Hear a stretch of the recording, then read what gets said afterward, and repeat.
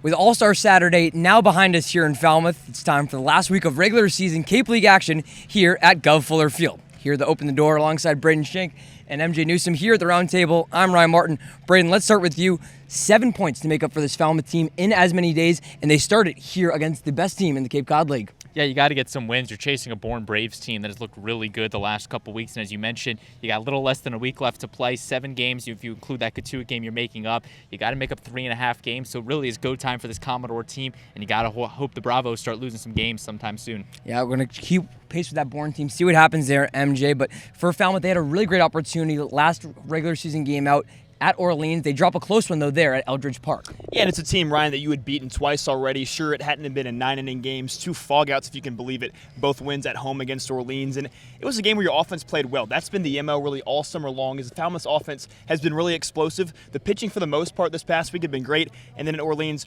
really got away from Daniel Bucciero. 2 home runs, had 5 RBI for the Orleans Firebirds. That was really a big difference. Yeah, MJ mentions the pitching woes as of recently, Braden, but someone who's going to be looking to change those tides, taking the mound today, it's the Keystone College right-hander, Sean Brennan. Yeah, Brennan out of Keystone, as you mentioned, Ryan. He was the ace in the Giants pitching staff this past spring. He's going to be making his 4th start on the summer. He went 5 2/3 against the Gatemen this last time out. He looked really good, but he's had 3 no decisions thus far, so he's going to look for that first division. But a guy that goes down to the fundamentals, can get the strikeouts, and really throws the ball hard. We'll have to see what Brennan can do. The right-hander and MJ, his potential battery mate today. It's a Sooner who's been on fire recently. Scott Mudler's doing really productive things with the bat in his hands. Yeah, Scott Mudler has not had the loudest past few games, but it's been very efficient and very effective. He's got hits in 5 of his last 6, 5 RBI across that span. He had a pinch hit at bat on Friday for Carson Bowen, who was the start in the All-Star game. He came in, hit a triple, his first one of the season. Look for Scott Mudler to continue to hit the ball well and be a force behind the dish. Yeah, we'll be watching for what Mudler and the rest of his Commodores lineup does today here taking on the Yarmouth Dennis Red Sox.